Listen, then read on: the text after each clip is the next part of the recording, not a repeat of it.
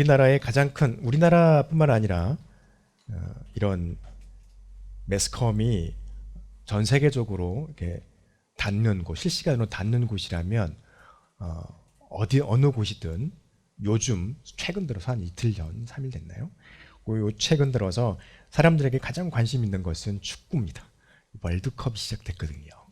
그래서 저도 우리나라하고 우루과이 맞나요? 네, 우루과이랑 하는 날 들어갔더니 시작하고 있더라고요. 오늘 하는 날이구나 봤는데 가슴 졸이면서 봤습니다.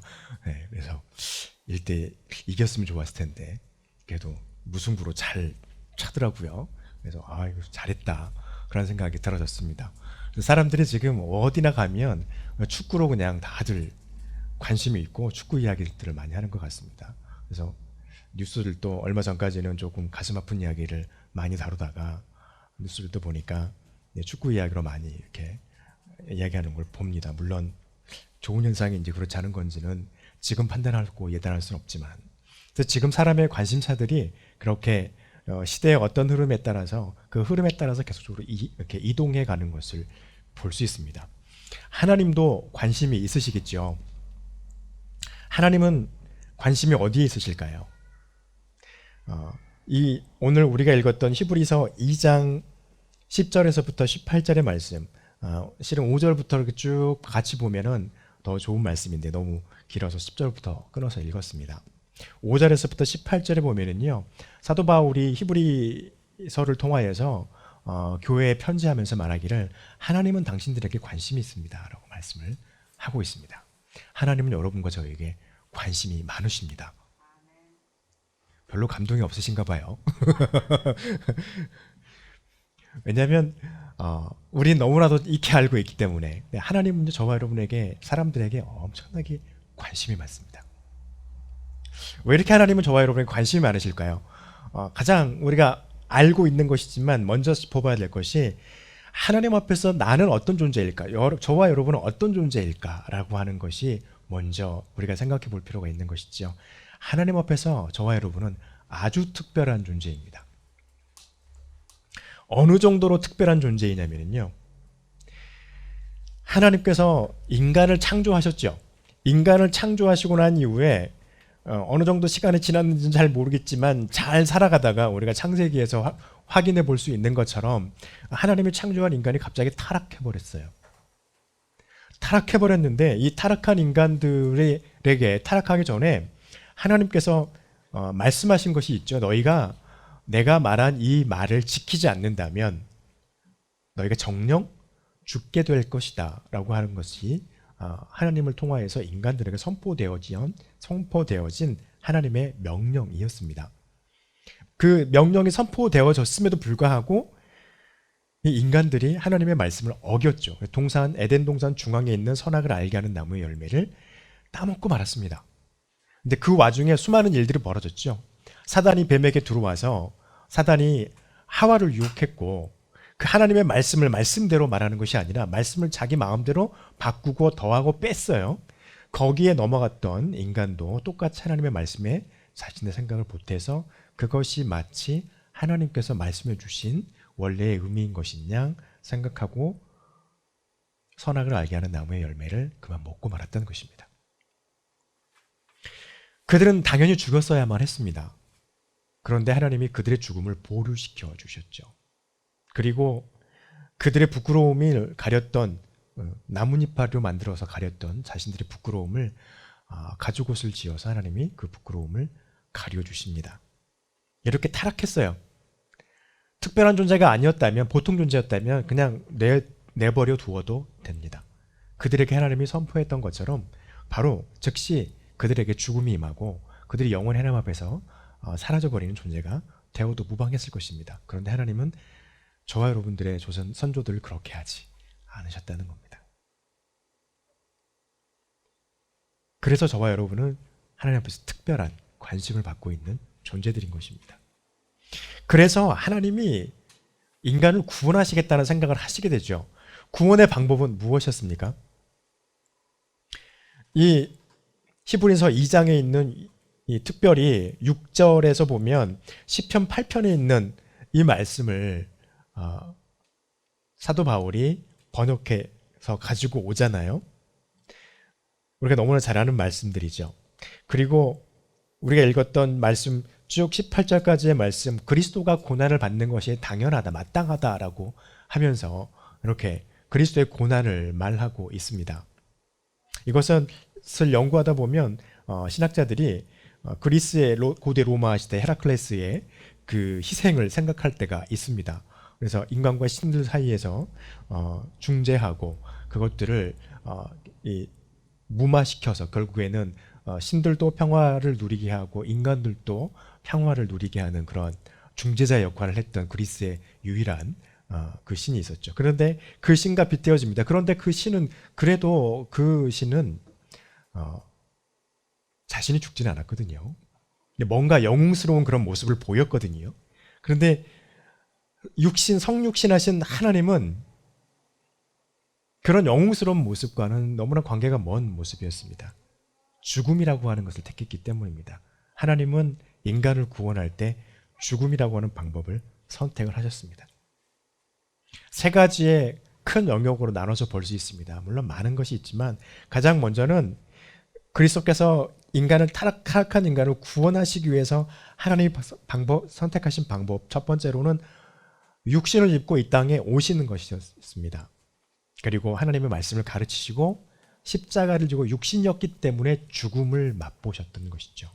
두 번째는 무엇입니까? 하나님의 나라로 올라가신 승천입니다. 그리고 마지막 세 번째는요, 하나님의 심판이 마지막 날에 있을 것이라고 하는 것을 선포하시고 지금 우리는 그 재림을 기다리고 있다는 것입니다. 성육신의 사건은 어떤 것인가요? 하나님이 창조물의 형상을 입고 이 땅에 나타나는 것, 하나님의 입장에서는 별것 아닐 수 있습니다. 그런데 우리가 알고 있는 인간의 역사에서 알고 있는 그 어떠한 신들도 이렇게 한 신이 없던 것을 우리는 볼 수 있습니다. 뿐만 아닙니다. 성육신 오셔서 하나님의 말씀을 가르치셨죠. 그리고 인간들에게, 특별히 이스라엘 백성들에게 내가 하나님으로 온 너희들의 메시아임을 알리는 수많은 이적과 기적들을 베푸셨습니다. 그리고 제자들에게 이것을 기록하게 하셨고 성령을 통하여서 저와 여러분이 오늘날도 그 말씀을 읽을 때 하나님과 예수 그리스도의 역사가 사실임을 믿고 깨닫게 하셨습니다. 그리고 가장 중요한 것은 십자가에서 육신을 입으신 하나님이 죽음 가운데 머무는 일을 하셨다는 것입니다. 그리고 다시 부활하셨죠. 부활하시고 난 이후에 여전히 예수님께서는 제자들과 함께 무엇인가를 하셨습니다. 40일 동안. 그리고 마지막에 승천하시면서 사도행전 2장에서 우리가 볼 수 있는 것처럼 너희가 본 것처럼 다시 오실 것이다라고 하는 메시지를 우리에게 선포하셨습니다. 여러분, 이게 왜 이루어지는 하나님의 역사였을까요? 하나님이 왜 육신을 입고 이 땅에 왔을까요? 낮아지신 거잖아요. 주님께서 왜 굳이 십자가를 지시고 다시 부활하시고 난 다음에 제자들과 같이 있으면서 영원토록 머물렀으면 됐을 텐데 그렇지 하지 않으시고 하늘 위로 올라가셨을까요? 그리고 마지막에 심판이 있을 것이라고 말씀하셨을까요? 이것은 오롯이 저와 여러분을 위한 하나님의 은혜입니다.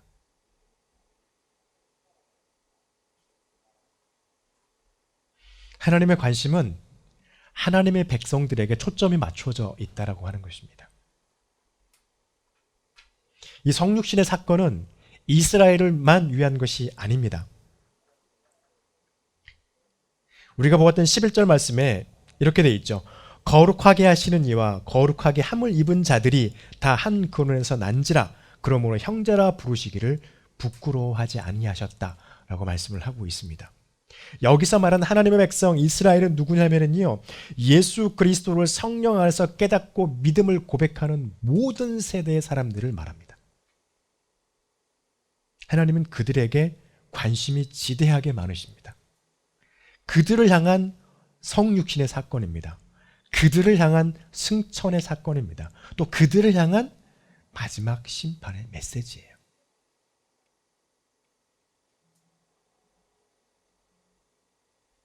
이렇게 주님께서 관심을 가지시고 이것을 하나님의 백성들에게 선포하시는 이유는요, 마지막 심판 이후에 우리가 얻게 될 존귀와 영광 때문입니다.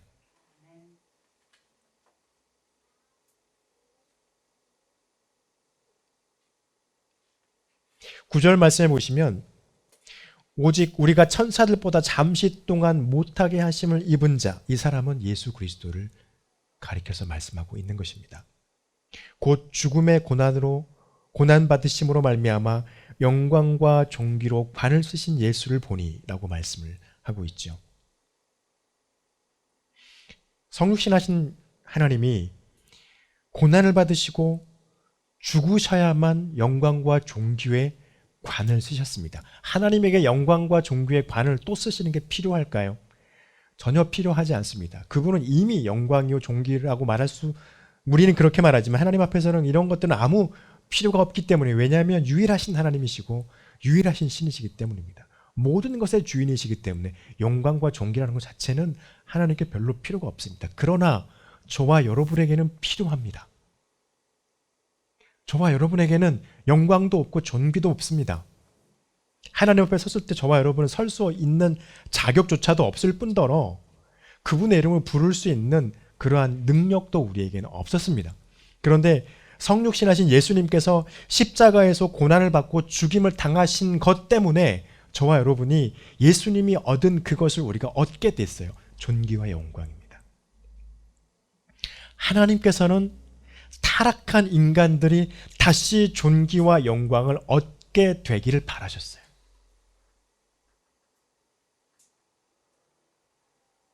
다시 창세기로 돌아가면 이렇습니다. 인간의 모습은 어땠습니까? 타락 이전의 인간의 모습은 하나님과 교제하는 사이였습니다. 하나님이 인간에게 다가와서 하나님과의 어떤 교제를 이룰 때 하나님의 그 교제 속에서, 인간과의 교제 속에서 인간에게 하나님이 다가오실 때 어떤 가림막이나 거리낌이나 부담이 있었나요? 성경에 보면 없어요. 그냥 하나님의 호련히 나타나서 아담과 대화하면서 에덴 동산을 거니시는 것입니다. 호련이에요. 마치 모세도 이스라엘 백성들에게 어마어마한 추앙을 받는 사람이잖아요. 왜냐하면 하나님과 얼마나 오랫동안 같이 있었으면 얼굴에서 하나님의 영광이 빛을 발하는 그런 역사까지 있었는데 아담은 어땠을까요? 에덴에서 하나님과의 교제, 하나님이 다가오심이 아무런 거리낌이 없고 아무런 부담 없이 자연스럽게 그렇게 하나님과 교제했던 인간의 모습입니다. 하나님은 죄로 인해서 잃어버린 이러한 인간의 모습 다시 회복하기를 바라시는 겁니다. 그런데 그렇게 하려면 하나님이 육신을 입고 이 땅에 오셔서 고난을 받으시고 죽음 가운데 머무시는 것이 우리에게는 필요할 수밖에 없게 됐다는 것입니다. 그래서 이것을 회복하게 하기 위해서 하나님은 굳이 육신을 입으셨습니다. 제가 여러분 여기서 굳이라고 말한 이유는 아실 거예요. 하나님이 원하시고 마음 먹으면요, 이런 거 있잖아요. 하면 쫙 바뀌어가지고 죄고 뭐고 다 없어지고 다시 원래 상태로 딱 돌아가면 마법과 같은 게 있으면 좋겠는데 하나님은 그게 아니셨습니다. 왜냐하면 인간이 하나님의 말씀을 어긴, 그 말씀을 어긴 것에 대한 심판은 반드시 있어야만 하기 때문이었습니다. 그 심판을 인간이 감당할 수 없었던 것입니다. 그러니 하나님은 인간이 감당할 수 없는 그것을 하나님께서 친히 감당하시기 위해서 육신을 입고 예수 그리스도라고 하는 이름으로 우리에게 와주셨다라고 하는 것입니다.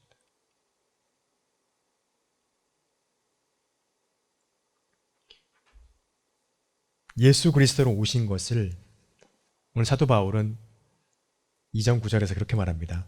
하나님의 은혜로 말미암아, 이렇게 말씀을 하고 있습니다. 여러분, 이것은요 하나님의 은혜입니다. 하나님께서 예수 그리스도로 이 땅에 오신 이유는요 저와 여러분에게 은혜를 주시기 위함이에요.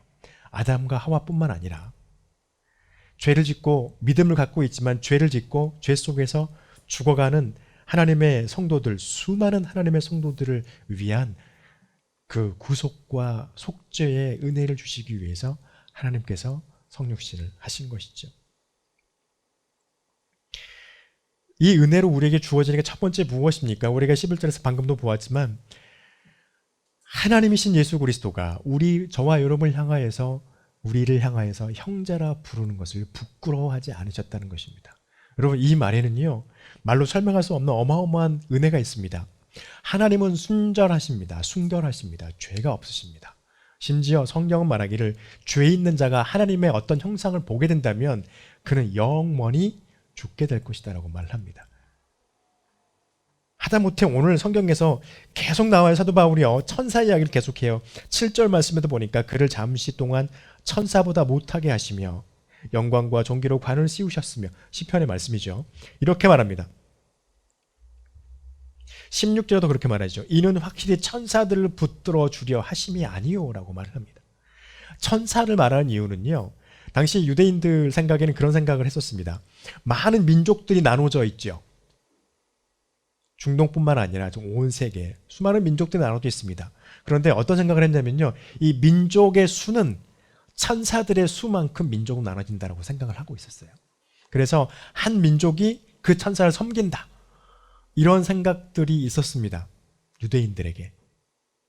근데 사도 바울은 그거를 찝어서 말하고 있는 것이죠. 예수 그리스도가 이 땅에 오셔서 십자가에서 고난받으신 것은, 그리고 그렇게 고난받고 믿음의 사람들을 형제라 부르신 것은 천사들을 위한 것이 아니었다는 거예요. 그것은 누구를 위한 것이었냐면 나를 위한 것이라는 것입니다. 여러분과 저를 위한 하나님의 일이라고 하는 것이에요. 그들, 심지어는 그렇게 한 민족이 섬기고 있는 천사라고 하는 그 천사도 하나님 앞에서는 감히 자신이 하나님의 빛에 닿을까, 자신의 천사의 날개로 자신의 온 몸을 가리면서 찬양할 수밖에 없는 찬양을 우리는 이사야서에서 발견해 볼 수 있습니다. 날개 6 달린 스랍이 둘로는 얼굴을 가리고 둘로는 온 몸통을 가리고 둘로는 날개짓 하면서 거룩하다 거룩하다 거룩하다 만군의 여호와에 찬양하는 것을 이사야를 부르시는 하나님의 그 부르심 가운데서 이사야가 환상 가운데 보게 되어지죠. 이것은 무엇을 상징하고 있습니까? 그들은 죄도 범한 자들이 아닙니다. 영적인 존재들입니다. 하나님을 분명히 믿고 있는 자들입니다. 어찌 보면 우리의 삶, 우리의 모습과 대조해 본다면 참으로 순결하고 성결한 자들입니다. 그런데도 그들도 그러한데 감히 우리들이 하나님 앞에 형제라 나갈 수 있을까요? 그런데 나갈 수 있게 만들어 주신다는 거예요, 하나님이. 누굴 통해서입니까? 성육신하신 하나님이신 예수 그리스도를 통해서. 그를 믿고 고백하는 자들은 하나님 앞에 나아가서 예수 그리스도에게 나의 형제라, 주님이 우리를 향하여서 나의 형제라, 나의 자매라 하시는 것이 부끄럽지 않게 되어졌다는 것입니다. 이게 얼마나 큰 은혜인지 알 수 없습니다. 또 한 가지 은혜는 어떤 것인가요? 심판이 임할 거라는 것입니다. 하나님의 심판. 여러분, 이 심판은 누구를 향한 심판입니까? 믿음의 사람들을 향한 심판이 아니에요. 우리가 지난주에도 말씀을 통하여서 같이 보았습니다. 마지막 날에 분명히 하나님의 심판이 있어요. 그런데 우리는 그것을 심판이라고 말하지 않고 심사라고 말하고 싶습니다. 왜요?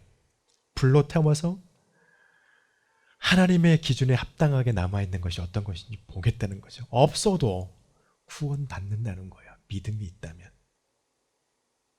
그런데 이 심판은 누구를 향한 것인가요? 마치 세상에서 자기가 하나님인 양 어마어마한 힘과 권세를 가지고 세상을 좌지우지 흔들고 있는 사단에 대한 하나님의 심판이에요. 여러분, 얼마나 무섭습니까? 저와 여러분 여전히 하나님을 예배하는 자리에 서 있지만 우리는 여전히 사단의 권세 안에서 이리 흔들리고 저리 흔들리고 있는 모습이 우리의 모습이에요.